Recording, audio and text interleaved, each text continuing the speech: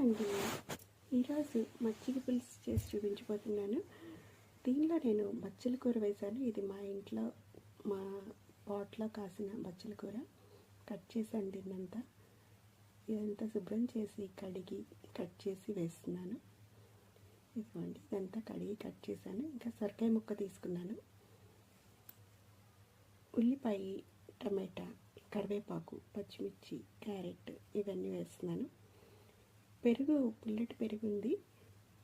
అది మజ్జిగలాగా చేసి దీనిలో శనగపిండి 1 స్పూన్, బియ్యపిండి 2 స్పూన్స్, శనగపిండి, ఉప్పు, కారం, పసుపు ఇవన్నీ వేసి బాగా కలపాలి.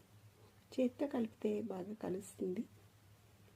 ఇవన్నీ బాగా కలిపేసుకున్న తర్వాత మనం కుక్కర్లో అయినా చేసుకోవచ్చు, లేదంటే బాండీ కానీ ఒక గిన్నె కానీ పెట్టుకుని అయినా చేసుకోవచ్చు.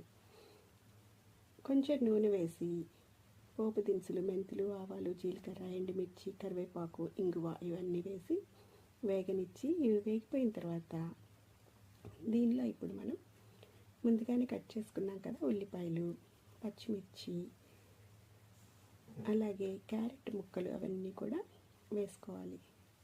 ఏమేమి ముక్కలు ఉంటే అవన్నీ వేసుకోవచ్చు.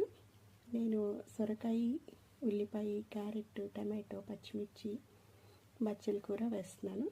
బచ్చల కూర మజ్జిగ పులుసులో వేస్తే జిగురు లేకుండా ఉంటుంది, చాలా బాగుంటుంది టేస్ట్. బెండకాయ కూడా వేసుకోవచ్చు. బెండకాయ కూడా ఇలా మజ్జిగ పులుసులో వేయడం వల్ల జిగురు లేకుండా ఉంటుంది. మామూలుగా అయితే మనకి బెండకాయ కానీ బచ్చల కూర కానీ కొంచెం జిగురుగా ఉంటాయి కదా. ఇది మజ్జిగతో పాటు ఉడికేటప్పటికి మజ్జిగ పులుసులో ఇవి జిగురు లేకుండా ఉంటాయి. ముక్కలన్నీ వేసేసి కొంచెం ఉప్పు, పసుపు వేసి కలిపి మూత పెట్టాలి. నిదానంగా మగ్గుతాయి అన్నమాట. కుక్కర్లో అయితే డైరెక్ట్గా పెట్టి మనం ప్రెషర్ పెట్టి విజిల్ పెట్టేసుకోవచ్చు. ఇవన్నీ బాగా చక్కగా ఉడికిపోయాయి.